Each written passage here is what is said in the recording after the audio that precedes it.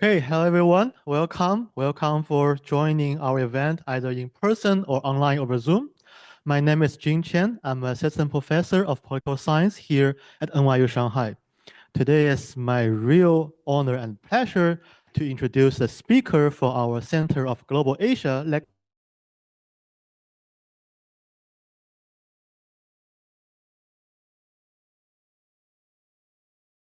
at Washington Square with affiliate appointment also at NYU Abu Dhabi. So he is the director of the NYU Sovereign Debt Network and the director of research at Princeton Sovereign Finance Lab. Today, he will give us a talk on titled China and Global Financial Governance. So with that, let's welcome Professor Peter Rosendorff.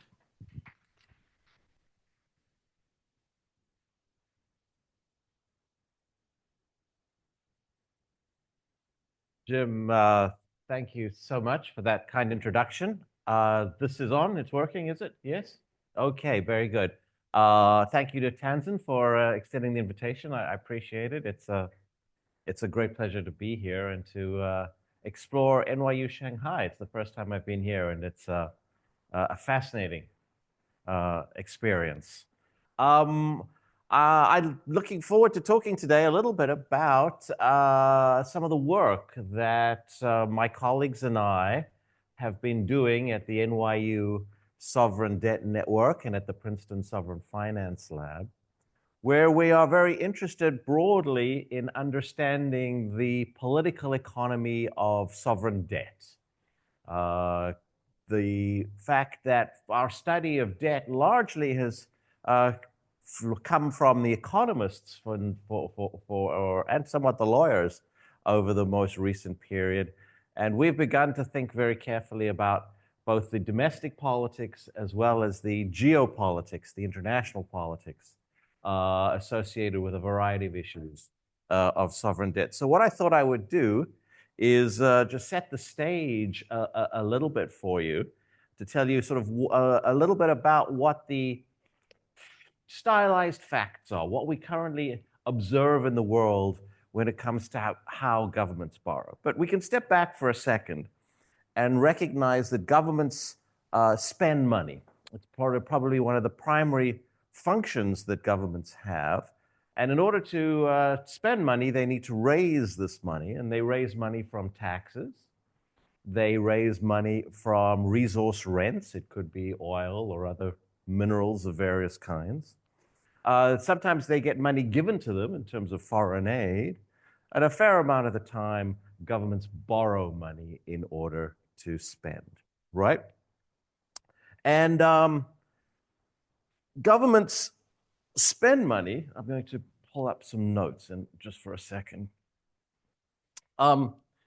Governments raise money, and what you can see is that one of the ways they've raised money in order to pay for the variety of things that governments do, they may choose to borrow, as we said. Sorry, 1 second, let me get this.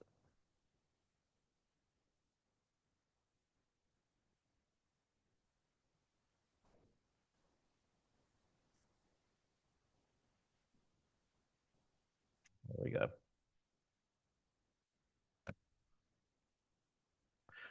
And so countries borrow money, and you can see that in this graph since 2010, there's been a dramatic increase in the public debt that countries have faced.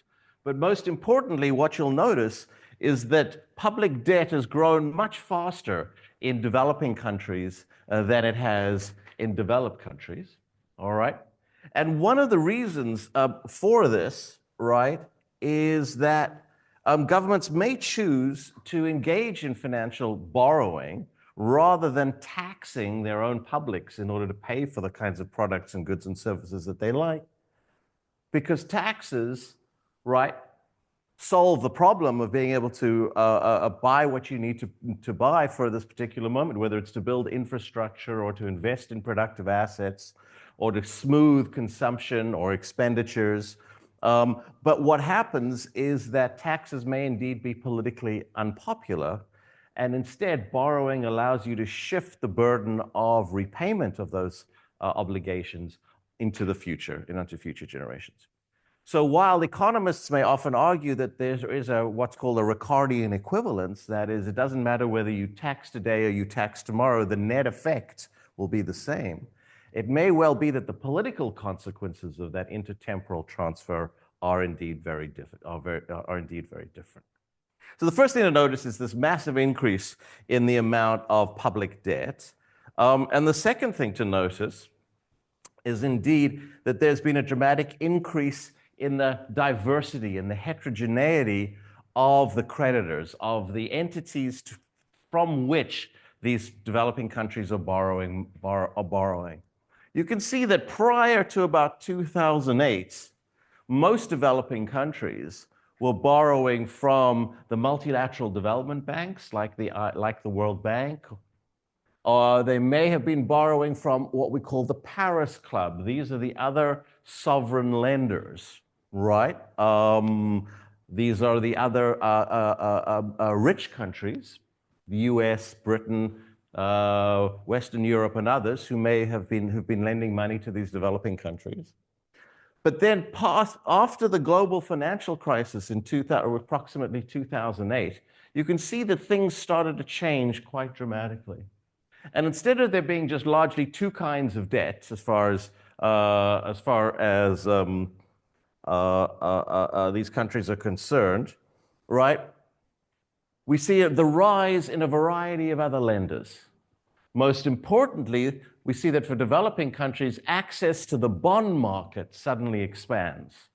This is a consequence of the post-global financial crisis, quantitative easing, dramatic reductions in interest rates, and countries that traditionally didn't have access to the bond markets now saw that they were able to borrow on those bond markets as creditors began to search for yield in an environment where interest rates were generally very, very low. So the first thing we notice is countries that didn't before borrow on the bond markets suddenly are able to do so. We see an increase in private creditors. These are loans you get from banks, but also from other sorts of entities. Sometimes it may well be entities that want to engage in resource extraction and will lend money in order to do so. And we'll see as well a massive increase, which will become a theme of the talk today, an increase in the rise of China as a large creditor. So the landscape of sovereign debt, at least on the creditor side, has since 2008 become much more complicated, much more diverse, much more heterogeneous.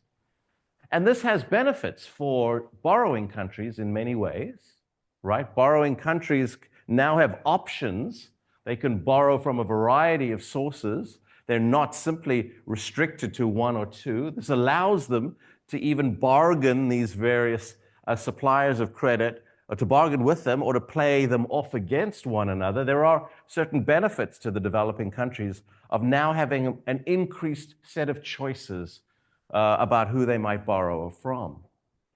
But in the instance that a country runs into trouble with respect to its ability to repay, now instead of having to solve or negotiate with one or two creditors or one or two classes of creditors, this increased heterogeneity of creditors makes resolution of debt crises much more difficult and much more complex. And that's going to be a theme of the talk today as well.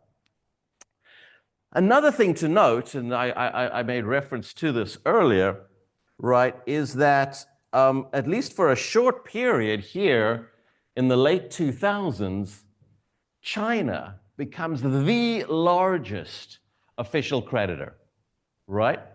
That is, even the amount of debt that is owed to China or to Chinese entities, and we'll talk a little bit about what debt to China actually means in a while, because there's a variety of entities that lend to developing countries. But you can see that the debt that is owed to Chinese entities, it did for a period exceed even all of the debt that is owed to the World Bank, right, which is the largest of the multilateral development banks. larger than the debt to all the Paris Club creditors. These are the rich countries, right? These is, as I said, the UK, the US, France, Germany, and so on. And of course, debt to the IMF, but the IMF is a much smaller entity. You'll also see the debt that's this Chinese dominance, while still huge, falls a little bit right at the end. And we're going to talk a little bit about what's going on there with respect to Chinese lending. So you can see that China becomes, or Chinese entities become, very important players in the world of international finance. And we're going to talk a little bit about what that has meant as we go forward. As I mentioned a moment ago, there is that fall off of Chinese lending right at the end, right? And we can see that there's been actually a net reversal in the very recent period of new loans. This is net transfers from China. What's going on here is that China is now not initiating new loans to the degree that it was in the earlier period. But of course, all of those outstanding loans are still out there, except for the small number that may have matured, have become due and repaid. And so there's still a very large stock of Chinese debt that is out there, but noticeably, new loans, new origination is on the decline.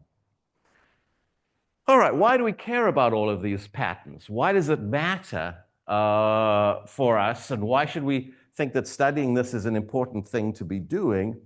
Well, the fact of the matter is debt has its benefits. That you will often hear that development economists tell us there is no development without debt.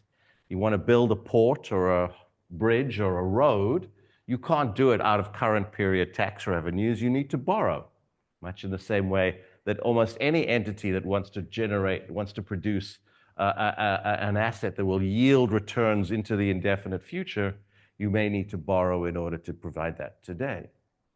But you'll notice that countries are spending more and more on debt service, and that if we compare the period between the earlier period, 2011, 2013 to 2021-23, while there were 12 countries in the world spending more on debt service than education spending in the earlier period, that number has risen to 22.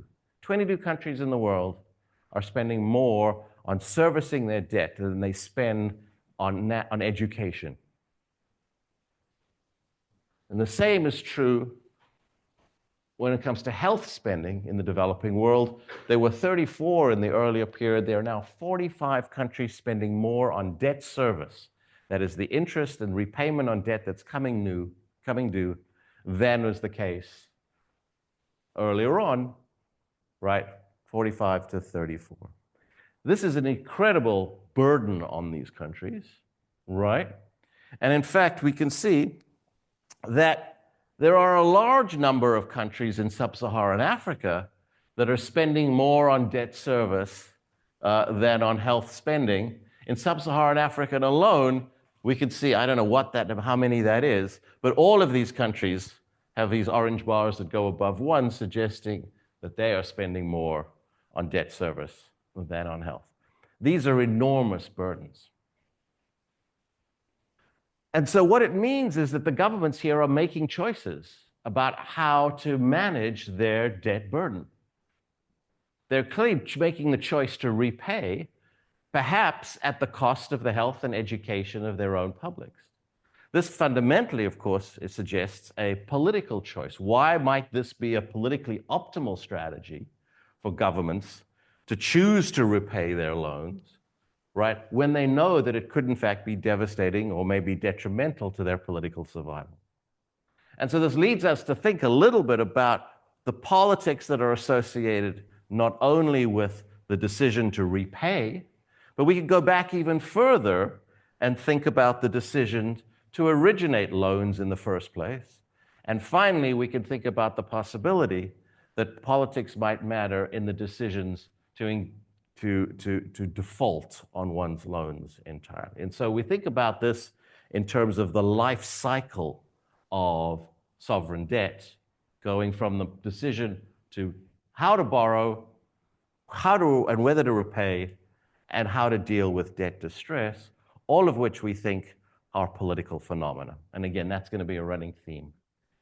The last part of that story is about when countries borrow too much and circumstances shift against them, they may find themselves in debt distress. The World Bank and the IMF regularly surveil countries, that is, they keep an eye on their debt sustainability, and they will indicate for each country at the time of this evaluation what their debt risk it might be. And they'll divide countries into these 4 categories, from low to moderate to high to in debt distress. Debt distress, of course, being that there are real threats to this country's ability to repay the debts that they have on time and in full. And the thing to notice is that from 2015 up until 2023, the number of countries in debt distress has gone from 6 to 16. The number at high risk has increased from 21 to 38. And so the situation in these developing countries seems to be getting worse with respect to their ability to manage and service their debt. So there we go. So these crises are the end point. They're the last stage in the life cycle of sovereign debt. But we think it's crucial to think about the earlier stages of this process, the origination, the servicing, the default, and resolution of these debts. And we want to contribute to this understanding by thinking about the political determinants that might be relevant here. That is, the politics that exists both domestically, that is, within countries, and the choices that governments make, and also the geopolitics, what happens between countries, as having a kind of impact. All right, so with that in mind, I'm just going to give you a little bit of taste of the sorts of work that my colleagues and I are doing on these topics to sort of see how we are sort of grappling with some of the issues. And so the papers or the work that I'm going to talk about are just little segments of the kind of things that we've been doing. And the first thing I want to talk to you about is what we might think about in this instance of origination. That is, what is the political economy associated with the decision to engage in borrowing for the first time?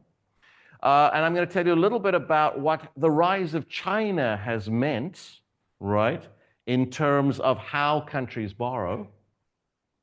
And also a little bit about how domestic politics, and in particular the politics associated with the willingness to be transparent, a kind of domestic political question, matters for who I choose to borrow from. Those are the 2 papers I want to tell you a little bit about today. The first is what we've been calling the other China shock. This is some work that with a PhD student at NYU in New York, with Professor Mosley, who's sitting there at the back of the room. And we're interested to think about what the rise of China means for how emerging economies borrow. And we've noticed a variety of things already in the literature about how China's rise as a sovereign lender has altered certain aspects of the international financial regime. We know that the rise of China has in some instances affected IMF conditionality. We know that it's delayed or changes, and we're going to talk about this later on, Paris Club debt restructurings. My colleague Jim Chan over here has spoken about how the emergence of the AIIB, a China-led entity to some degree, has influenced other international institutions. We'll talk about that. China's rise has already identified effects on, China's already instituted a variety of new instruments like swap lines and so on for emergency lending purposes. So we know already that China has influenced the international financial market in various ways. But now we want to understand, has the rise of China mattered for how emerging markets have been able to access the bond market? So, as I mentioned, right, most global South countries did not have access to the bond market. But it starts largely in the 1990s with the Brady bond restructuring process. But it was the global financial crisis and the low interest rates that drove major creditors to search for returns and open up their willingness to lend to emerging markets. And so bonds became very attractive for many emerging market governments. Bonds, right, are essentially these pieces of paper that are bought by essentially individuals or entities like hedge funds and banks and so on. And they are essentially a contract that says, you know, give me some money today and I will give you some money tomorrow in return, right? And bonds have this characteristic largely of coming with higher interest rates. They're largely determined on these private markets. They often function at short maturities denominated in foreign currencies in most instances, although this is changing slowly now as well. And they come often with an unrestricted requirements, as in they can be used to spend for multiple purposes in many instances. And so they serve as an alternative to what we might call official sector finance, right? Which is where you borrow money maybe from the World Bank, or you borrow money from another sovereign. And when you borrow money from the World Bank, that often comes with conditions. You have to improve your fiscal situation. You have to eliminate subsidies that may be very popular, but also may be economically inefficient. You might have to do all sorts of things to clean up governance as a condition of your loan from the World Bank. But bond markets, on the other hand, bonds often come with no conditions at all. And so while official lending from the World Bank or from other official entities will often come at much lower cost, they often are concessional, they are at lower prices and cheaper, they're less flexible. And a politically minded leader may decide that the higher economic cost associated with the bonds, but allows them to do things that might help them survive in office a bit longer, is preferable to something that is cheaper but has very restricted uses. And so bonds have this interesting characteristic that they are politically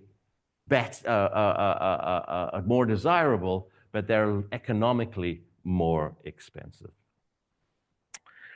Now, traditionally in the literature, we think about how domestic politics, and in particular domestic political institutions, have mattered for governments' access to these bonds. And so if we think about how democracy, political accountability, electoral accountability has mattered, what we've come to learn, at least for most of the period where countries were issuing bonds, that democracies had better access to the bond market. And this is because largely what is a bond? It's a contract, but it's a promise, and it's not terribly enforceable in any international court. And so what I have to do when I give you the money is hope you're going to pay me back.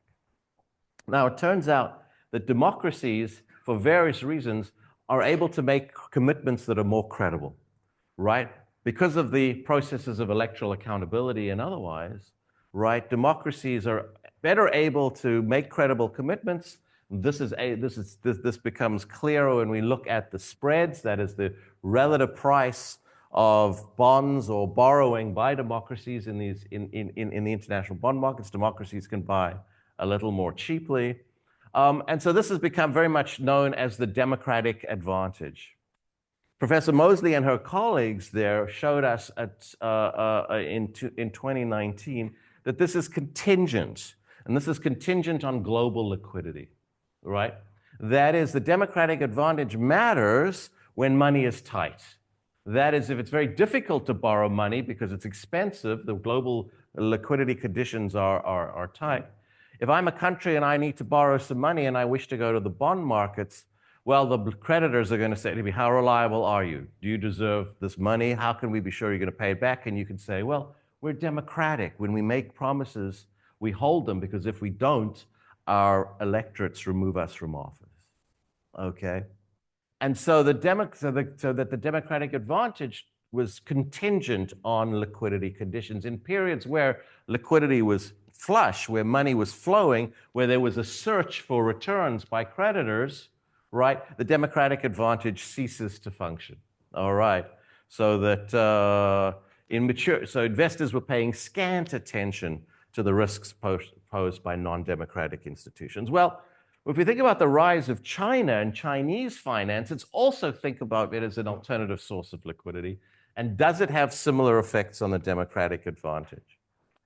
Well, I'll take a moment here to step aside for a second and say we've got to be clear about what we mean by Chinese finance. China is not a single entity. It's not a uniform entity in terms of its lending. There's a variety of government agencies, both central and subnational, that issue debt. There are the state-owned banks, there are the state-owned development banks, the state-owned commercial banks, state-owned enterprises, and more. And so what we're going to do is talk a lot about Chinese entities, but we'll often slip into perhaps a mistaken language and talk about obligations to China as a whole, but this is what we really mean. What's important to realize is that in most instances, lending by these Chinese entities is on commercial rather than concessional basis, comparable to private markets. But of course, once these Chinese loans become available, they may substitute Chinese creditors for bond-based borrowing. And so what do we find? We find that as Chinese finance comes online, as this liquidity becomes available to these emerging markets, countries don't have to go to the bond market nearly as much. That sort of makes sense, right? You now have an alternative source of funding. The bond market is expensive. China money is there. You may not have to go as much. But the effect of democracy is very similar to the contingent democratic advantage we saw when we thought about it in terms of liquidity, which is that the effect of democracy on bond issue decreases with access to Chinese finance. That is, the more Chinese money that you have or you have access to, the less being a democracy matters for your access to the bond market. Okay, all right. And so these are called marginal effects plots. I don't know if you guys have seen these before. What we have on the horizontal axis is measures of a country's democracy, right? And on the vertical axis here on the left, we see the change in the probability that I borrow money on the bond market in any month. And the vertical axis on the right here is the change in the amount I borrow from the bond market in any month, as a result of a small increase in my access to Chinese funds. All right? And so if my access to Chinese funds increases, right?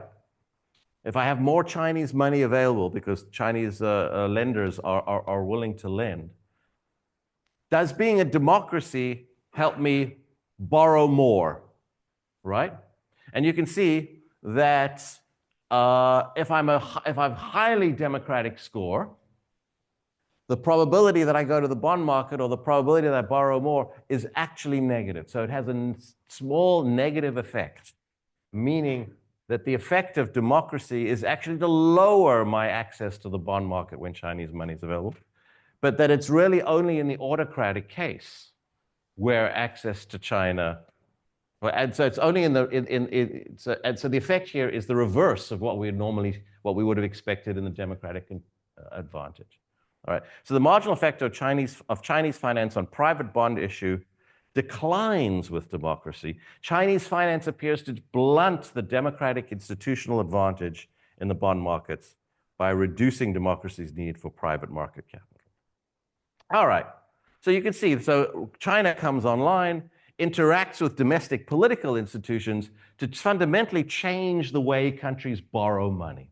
This is an example, a sort of taste of how the rise of China and domestic politics kind of interact in important ways. I'll talk a little bit about another aspect of origination, which is about how from whom countries choose to borrow, right? And this harks back a little bit to that graph I showed you early on about how there is this increasing creditor complexity, this increasing heterogeneity of creditors, right? And so we can ask the question, if I'm going to the private markets as an emerging market, as a developing country, do I go to the banks? Do I borrow money from banks, or do I go to the bond market? And if I am choosing to borrow from official lenders, do I go to another sovereign lender, another rich country that wants to lend me money directly, or do I go to a multilateral development institution like the World Bank? or others. And again, this is some work that we published in International Studies Quarterly a while back. What we start with is the premise that governments choose policies with an eye to surviving in office.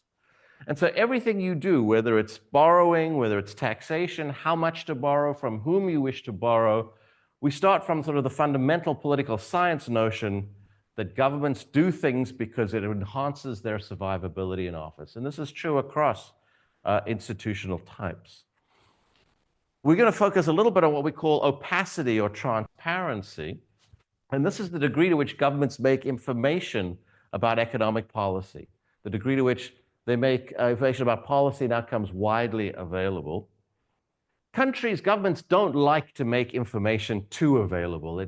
Especially if things are not going well, it creates opportunities for their political opponents to be able to show that they haven't been performing terribly well, right?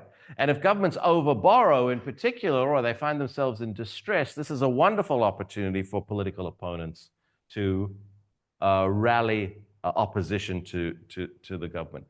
So governments generally don't like transparency, but transparency is also good for some things. It's good for making markets work more efficiently, for encouraging foreign investment. And so what we're able to do is show that there is, in fact, again, variation across countries in their willingness to be transparent. Some are more transparent than others. And we've come up with a way to measure transparency or the willingness to be transparent in some earlier work, which you can look up if you like. We've listed this as the HRV transparency score. When it comes to banks and bonds, banks, it's like there's no information. But you sign a contract with a bank, you can keep it quiet, nobody has to know anything about it. They're almost perfectly opaque. Bonds, on the other hand, you have to go on a road show and you have to make there are legal requirements in terms of providing prospectuses to potential borrowers. The bond is issued as a contract on the laws of certain jurisdictions, often New York or London, that require all sorts of disclosure. And so bonds are more transparent than banks. And if you don't like being transparent, what are you going to do? You're going to go to the banks more frequently than you're going to go to the bond market. And similarly, if we think about official credit, well, if you go to a bilateral lender, you go to your buddy, you call up your buddy in Treasury of the United States and you say, I need a swap line, right? There's not going to be a lot of discussion about the terms of that deal necessarily. There's not going to be a lot of publicity about that deal. There are fewer parties to the loan transaction. Often these are political and geostrategic in interest. They're not really about the underlying needs. But if you go to the IMF or the World Bank, this becomes very, very public, right? This becomes much more transparent. The staff is involved. Everybody knows what's going on. If you don't like transparency, you're more likely to go bilateral. If you don't mind transparency, you're more likely to go multilateral. And indeed, that's exactly what we find. That for low and middle income countries between 1980 and 2010, we look at the type of borrowing, whether it's bonds as a share of total private or non-concessional bilateral as a share of total official. And what we find is that more fiscally transparent governments are more likely to borrow in bonds as a share of private borrowing, and more fiscally transparent governments are more likely to borrow multilaterally as a share of official borrowing. The point being here is that governments choose instruments. The decision about how to borrow is driven by their concerns about their political survival, and in particular, about how much information is available to their political opponents about what they're doing. All right. I just want to mention that at Princeton, together with NYU, we have developed a brand new measure of what we're calling debt transparency, which we're going to make publicly available.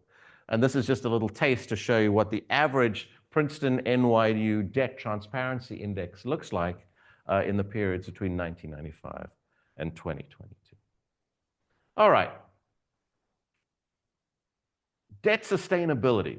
Let's talk about what happens in that middle period, about the willingness to continue to service your debts. Well, I'm going to talk a little bit now about some work with graduate student at NYU, Mengfang Chen, professor at NYU Abu Dhabi, Sujong Shim, and some work that I've been doing on debt sustainability analyses at the World Bank.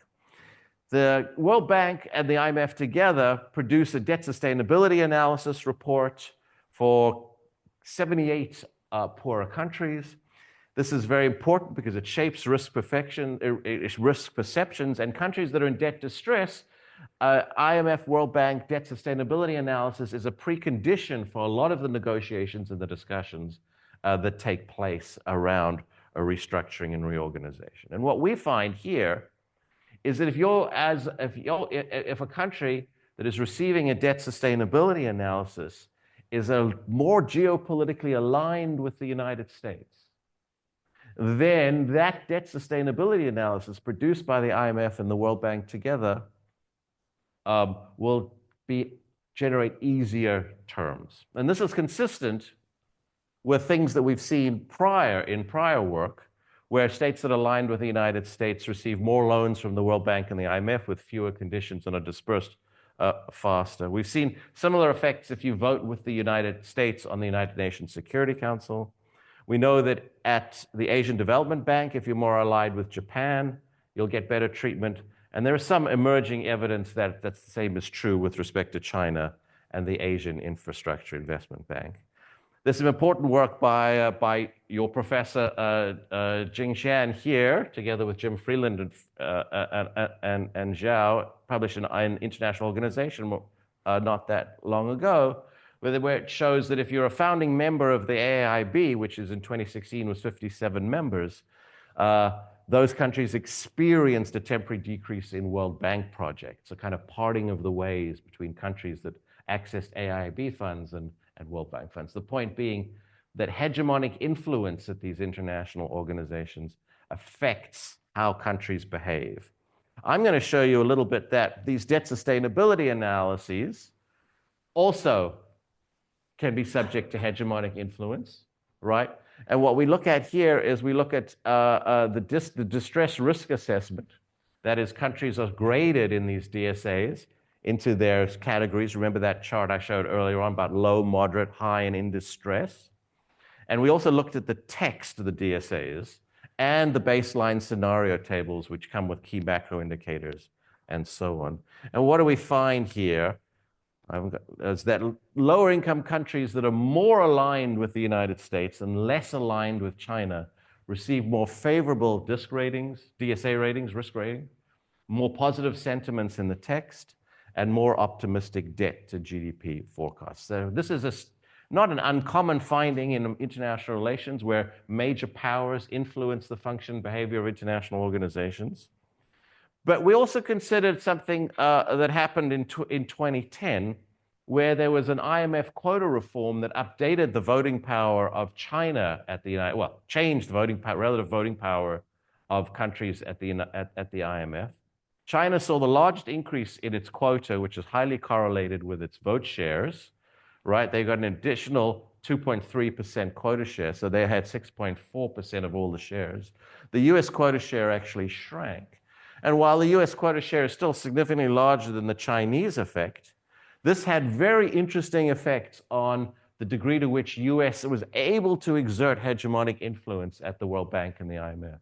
That in fact, while friends of the US still got more favorable DISC ratings, it was less so. And while friends of the US still got more positive tech sentiment, it was less so after 2010. And similarly, more optimistic debt to GDP ratios still, but less so after the quota reform of 2010. All right, I'm going to move on to the last stage in the life cycle of debt, right, very, very quickly, which we think about crisis and restructuring here. And here I'm going to tell you a little bit about some work I've done with Cameron Ballard-Rosa at UNC, Professor Mosley again. And here we're going to look at the Paris Club. And this is this organization of creditor countries formed in 1965 with 11. Today has 22. There are 4 more countries that participate on an ad hoc basis, one of whom is China. And when a country gets in distress, traditionally the first place that they go is to the Paris Club to say, can you help us out? Can you give us some extra money? Can you extend the term of the loan? Can you cut the payment schedule? Can you do something to adjust the loans, the costs of the loans? But very interestingly, with the rise of China as a major lender, China only participates in these Paris Club negotiations on a kind of ad hoc basis. It's participated a little bit with Zambia. It's declined repeated invitations to join as a full member. And what's very interesting is that attitudes towards restructuring and dealing with debt distress are very, very different amongst the Paris Club members and amongst China. That as far as Paris Club creditors are concerned, principal reductions and other forms of debt forgiveness are available to them, and the intent is to restore debt sustainability. And China, on the other hand, has been very reluctant to reduce principal balances. Instead, it offers emergency loans, it offers additional financing using swap lines, it will extend terms and reduce payments, but it will not take haircuts. It's also the case that the nature of Chinese lending is very different. Some of it is collateralized. They often have what are called no Paris Club treatment clauses, which means that they are explicit in that there is not a requirement to negotiate together with the other Paris Club when things run into trouble.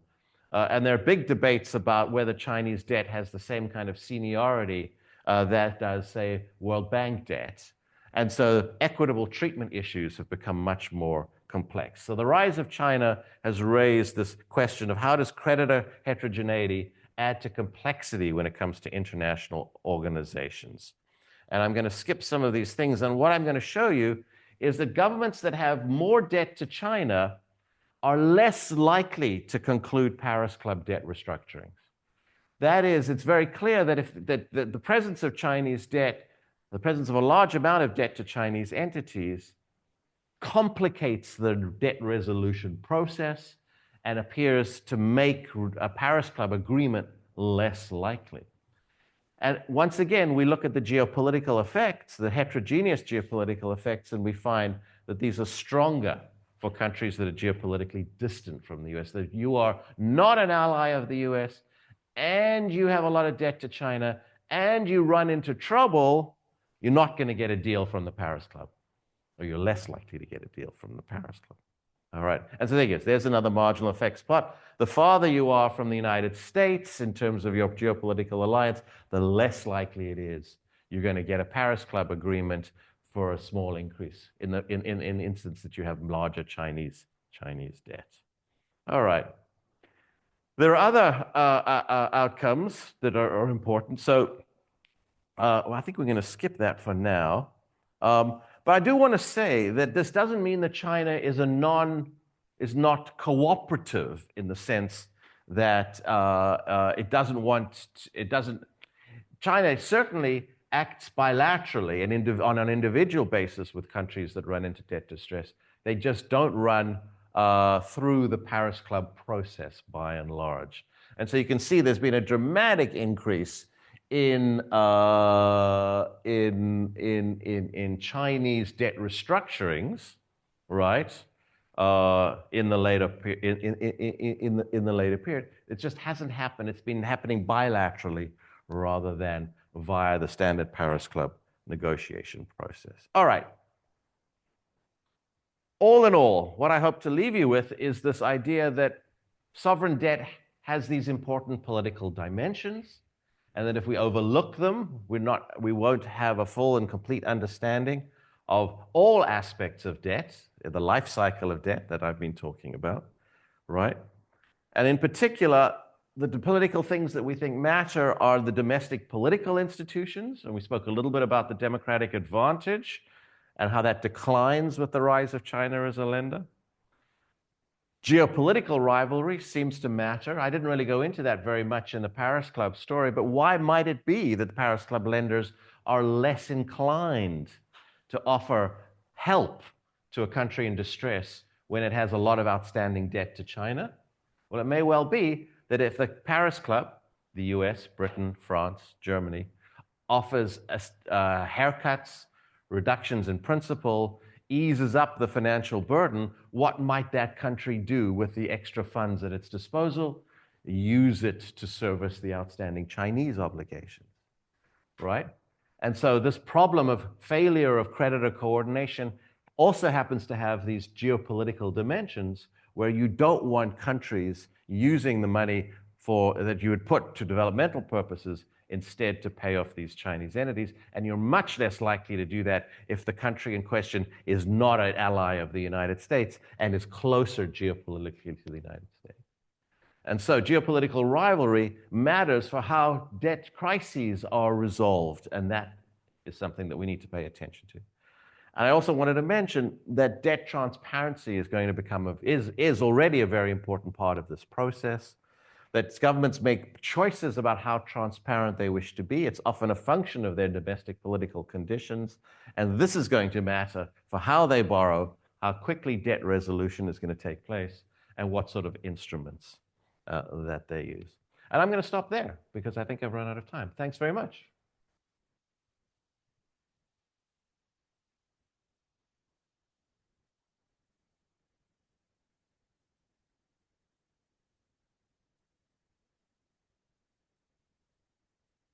Hey, thank you, Professor Rosendorff, for a fantastic talk on China and international finance governance. Now we are open to the audience for any questions, thoughts, and if you have anything you want to talk to Professor Rosendorff, please kindly raise your hand. And for those who are online over Zoom, if you can kindly write down your questions in the chat box, and we'll find a time to read it aloud.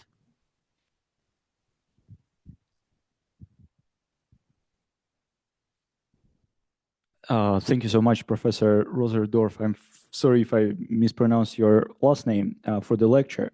I have two questions. So the first one is, you stated a question at the beginning of the lecture. Well, it was not a question, but basically it comes down out of your statements. The question is, so you didn't like further elaborate on this point, is why do countries prefer to keep this debt service rather than the some like social benefits such as educational health? Because yes, to some extent, if you do not pay back the debt, people would, to my opinion, suffer less than if you don't invest enough in healthcare and education, because this is something that people deal with directly. And the second question is, China is known quite recently for investing into the infrastructural projects across the world. In Nepal, in Indonesia, and in Sri Lanka, for example, there is a very good story that they built a marine port in a town that is initially negative in terms of the income. It's not like profitable at all. And they invest in projects like this. And what could be the potential reason to do so for them? Because they already know by default that it will be like they will never pay back such a debt. So what was the strategy behind it? Thank you.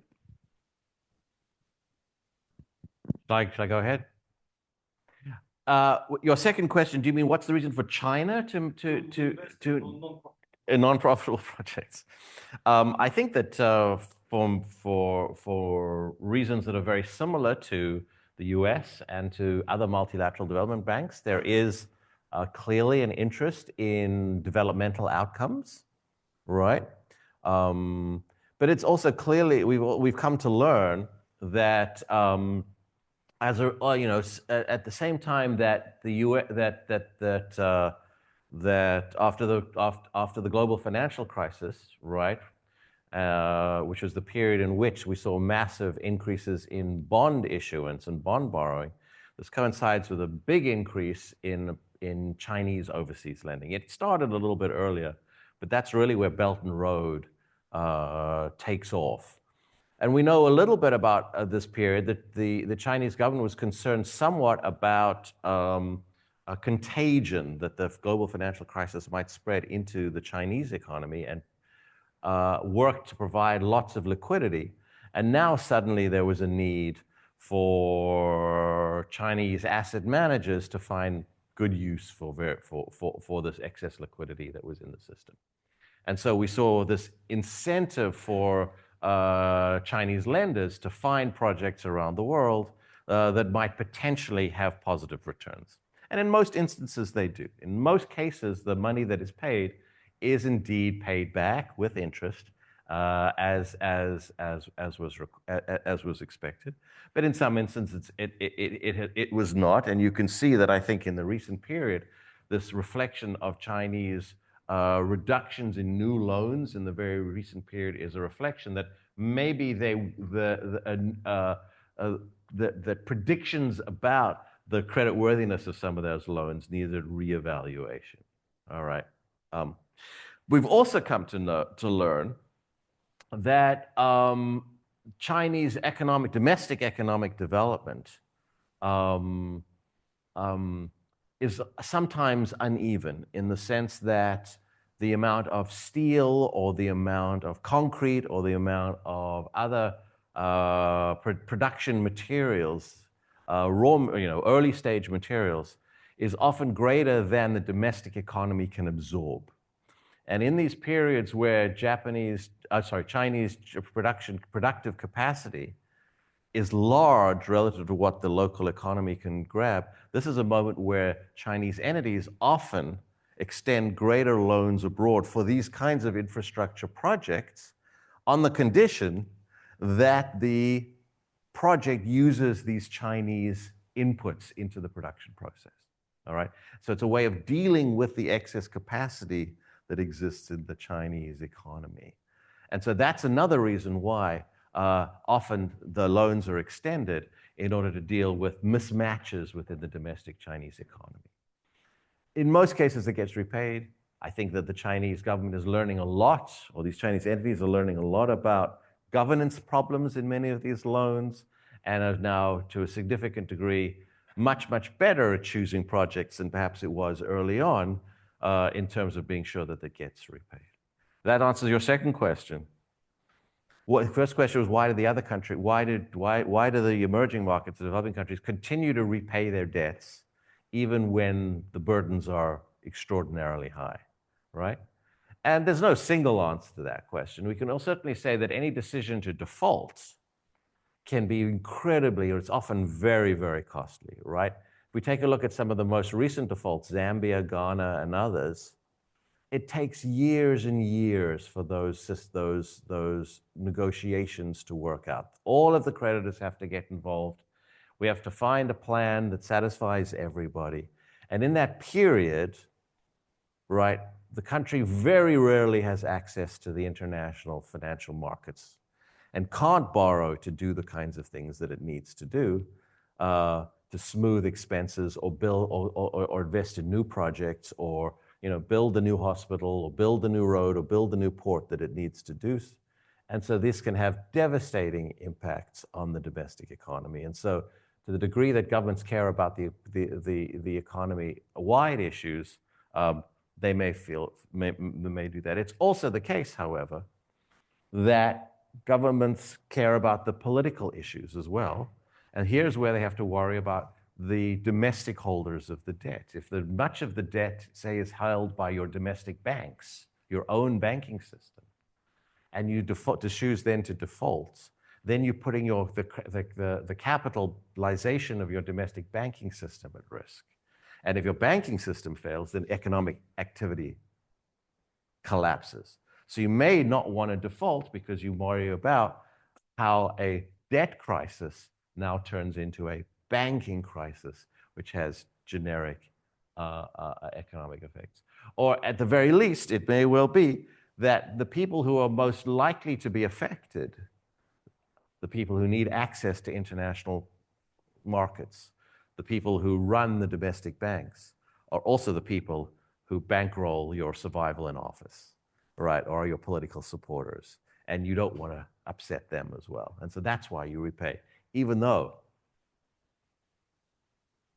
it's costing as much as healthcare or more. Yeah.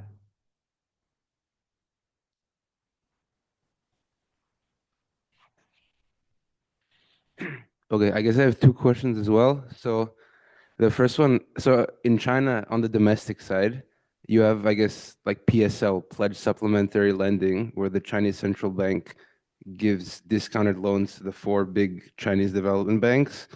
Then they use those loans to finance mainly local government infrastructure projects, and they make a spread on the difference of what they charge the government. And I'm wondering if maybe you notice some scheme like this existing on the international debt side, whereby, I don't know, instead of the central government directly financing these projects, they're using like a bank as a proxy. And I guess the second question, obviously shadow banking is very big in China, especially in recent years. You have like these wealth management products and these trusts and different sectors within shadow banking growing. And I'm wondering, I don't know if you see shadow banking, like subsections within shadow banking being significantly involved within the issuance of international debt on behalf of China as well. Great, thanks. On your first question, let me say that there is a very small part of Chinese lending is done at what are called concessional rates, that is below market rates. But it's very much a tiny fraction of the lending. Most of the of Chinese entities lend to developing countries at commercial rates. But you are correct in that, well, there is open debate, right, about the degree to which even these Chinese entities that are lending at commercial rates are receiving some sort of preferential treatment from the Chinese government. Yeah, right. Okay.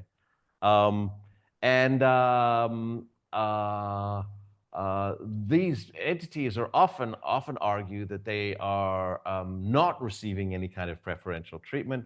They're not being subsidized. Their balance sheets are entirely separate from the governments, from the states.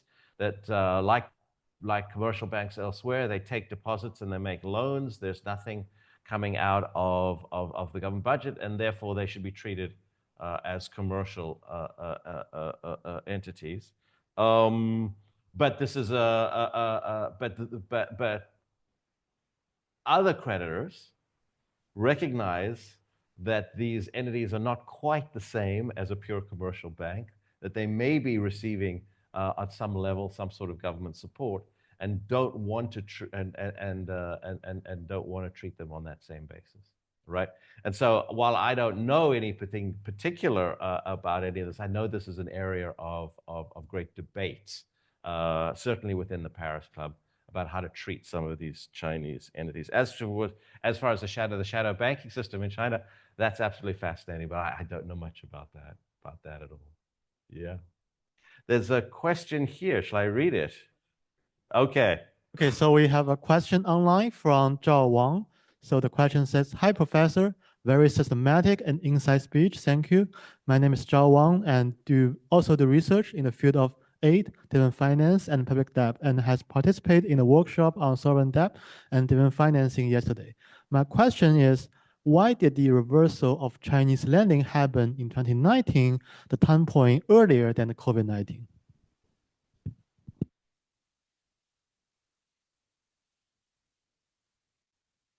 We're not entirely sure about the full answer to that question, right? I haven't had a chance to ask them about that. Those kinds of conversations are not easily had. What we do think is going on to a significant degree is there's a learning process that for many of these Chinese entities are relatively new to the sovereign debt environment, that learning how to identify what constitutes a good project, learning how to manage debt servicing, to undertake their own debt sustainability analyses and so on, is something that has emerged over time. A recognition that perhaps the Chinese entities didn't pay very close attention to what we call governance issues, the degree to which those that were running these projects or undertaking these development investment projects had the suitable skills, or maybe were unlikely or less likely to be corrupt in terms of how they handled many of the aspects of these projects. All of this kind of learning that has happened over time suggests that there has been a real change to some degree in Chinese lending strategy. It may also be the case that if we take a look, I keep talking about these Chinese entities, many of them, many of these entities, they differ in their views about how to engage in restructuring. All right. Some of these entities are very much more commercial bank oriented. Others view themselves very much along the lines of a government aid entity and so when an entity that finds itself, say, closer to the government fiscus might believe that haircuts and principal reductions are not acceptable because that's coming out of the Chinese taxpayers' wallet, you might say. On the other hand, those that are more commercial based are like, well, we charged a higher rate because we knew there was risk associated with this, and so we are going to just write down these loans.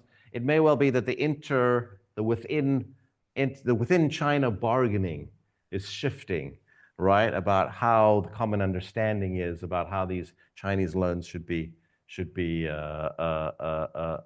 managed, and we may see, and we have seen as a result, a change in the pattern of Chinese lending. As to why it happened then, I think it has a lot to do with the fact that there was an increase in the number of non-performing loans that required a kind of reassessment over that period.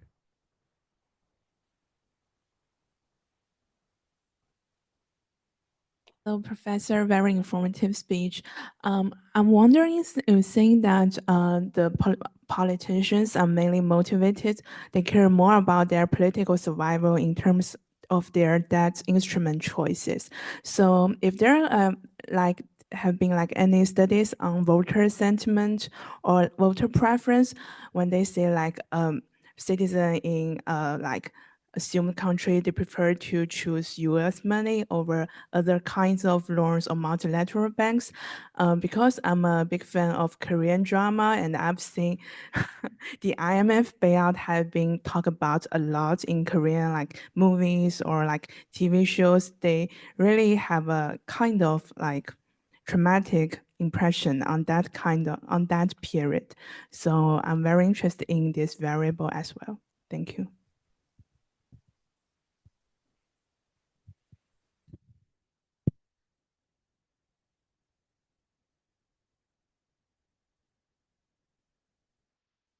I'm almost certain there has been some work on this, but I can't put my finger on it at this particular moment.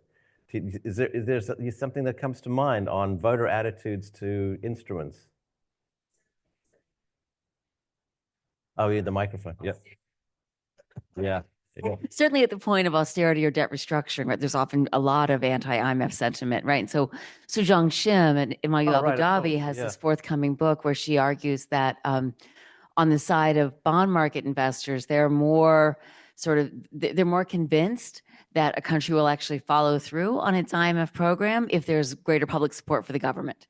Like if the government's popular and it does this and it gets away with it, right? But on the side of kind of choices of creditors, there's been some work by Alexandra Zeitz in her book about how different African governments choose creditors and how there's, in some countries a kind of anti-World Bank sentiment. In other places you see a sort of anti-Chinese lending sentiment, right? So I think it kind of varies as a function of the country's domestic political history. But I think certainly in a lot of developing countries, there's a sense of the kind of, Washington consensus-based international financial institutions become quite unpopular.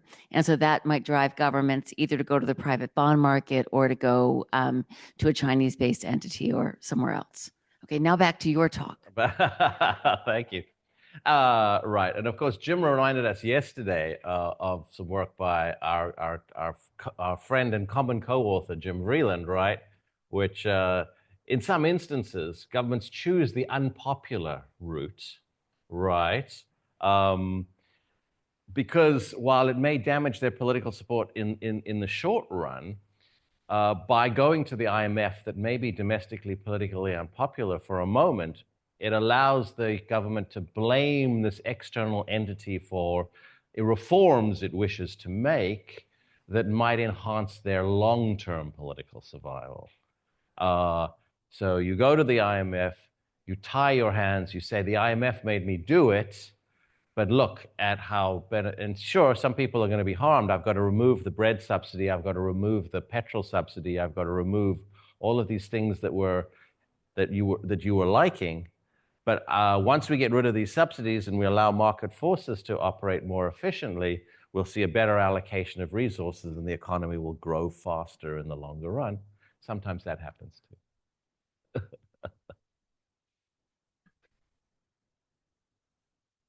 Thank you, Peter. This is not my subject, but I learned a lot. I have a domestic and one international question. About 2 years back, Jean Oye, who is at Stanford, gave a talk, and she has been working on the local debt in China, how provinces and cities are in debt, and how the Chinese government is trying to deal with that. And it seems to correspond with the downturn with the external lending that's taking place. So I don't know if you see that, and that starts before COVID, it seems, how the local governments are trying to deal with debt and what the Chinese government wanted to do just before COVID hit and everything fell apart. And that's what she was arguing. So do you see that connection between domestic debt and external lending in case of China?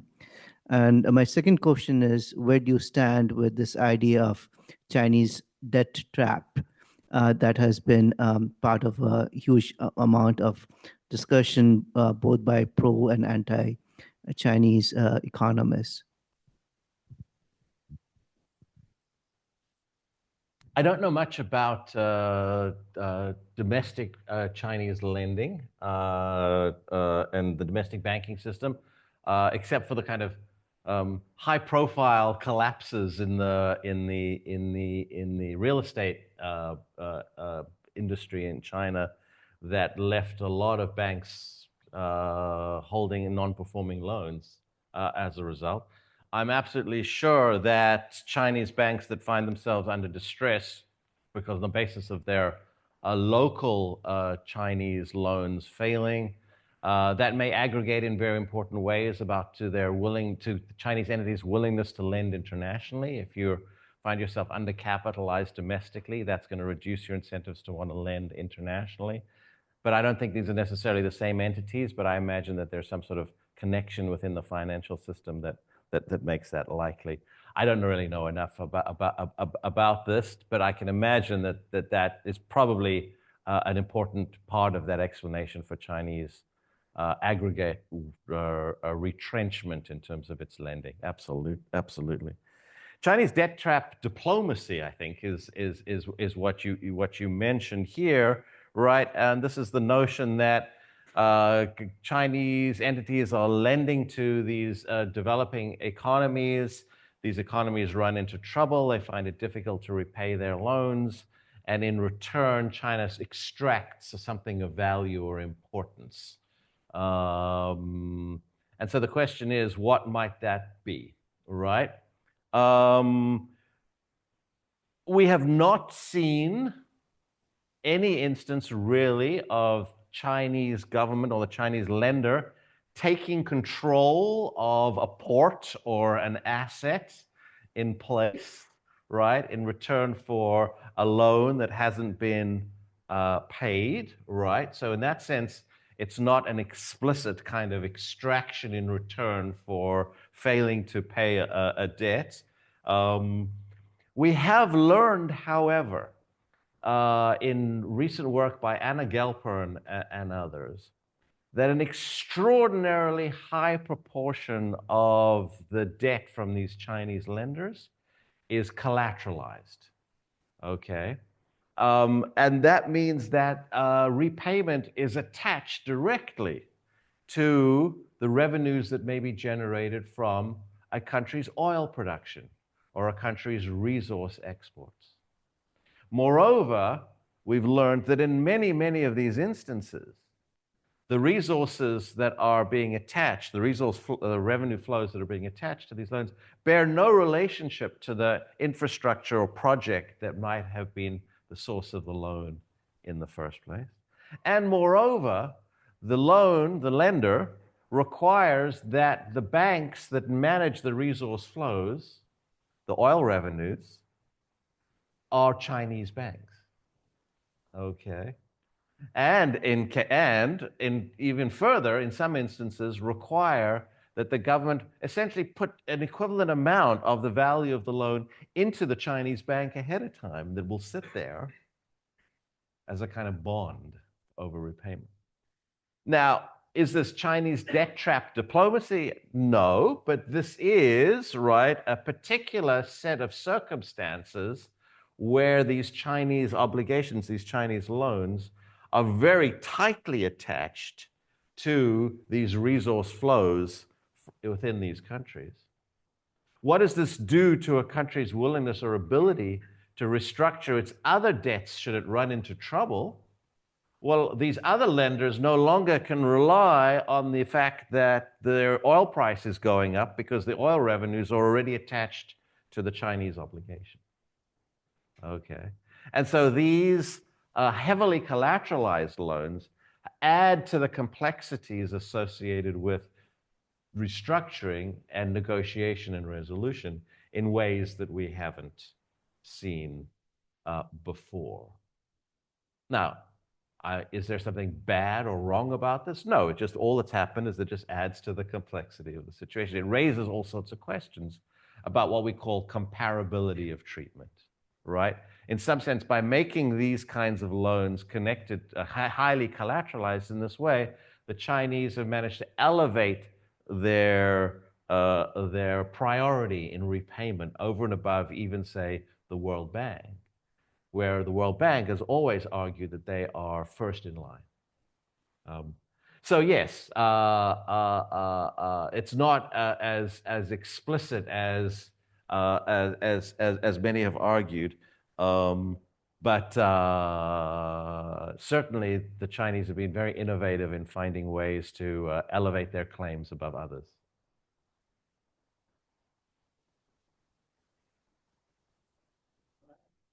I would like to follow up on just mentioned. So I've been curious about what do you think that makes China capable of claiming this priority in terms of the debt? Is it because they are smarter or they have more money, or is it because something else?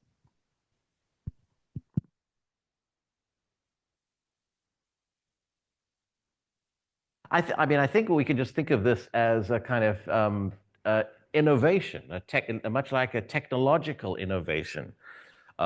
It's a way of writing the contract. It's a way of innovating a financial instrument that has been, as we have come to discover, very, very successful.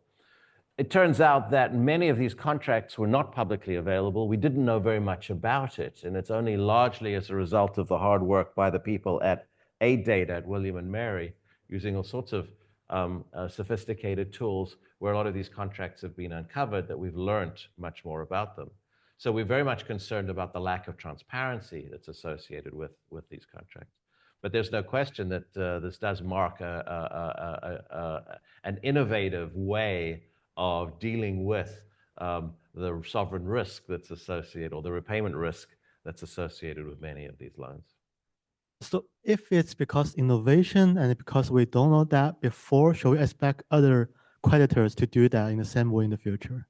I don't see why not. Exactly. In which case, this will make debt resolution even more complex. I think there are some instances where, because of this lack of transparency, the same reflows have been guaranteed for multiple obligations, right? And so now when that happens and the country goes to trouble, once again, we may well be back in the same place, which is who has priority over that claim with respect to those resource flows.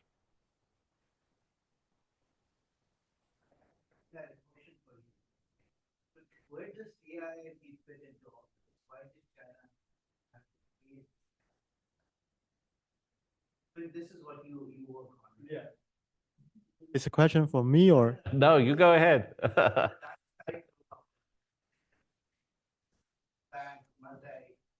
Yeah, that's a good question. I saw I belong to the first section on the choice of creditors, but I'm pleasantly surprised to see I'm actually in the second section on debt sustainability. So I would like, if I may, Professor Rosendorff to illustrate a little bit on that.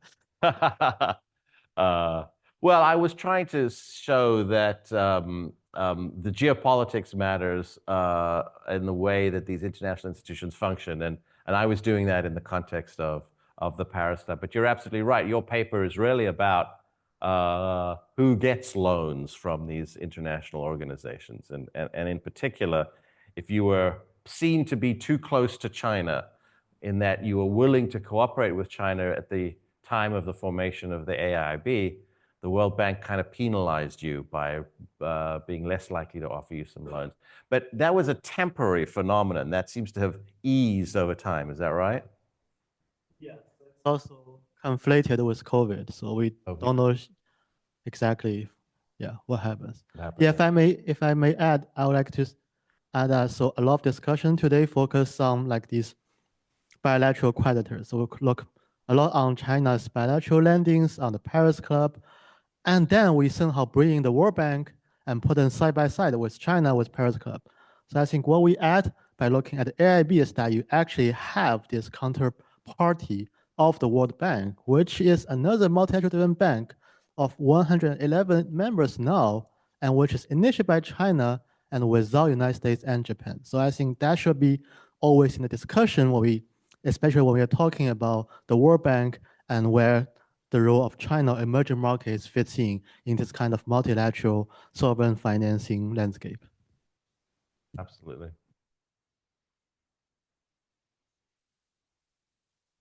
So with that, I think we are working perfectly on time. I would like to thank everyone who comes in person and join us online, and I'd like to invite everyone to join me to thank Professor Rosendorff again for this amazing talk. Okay.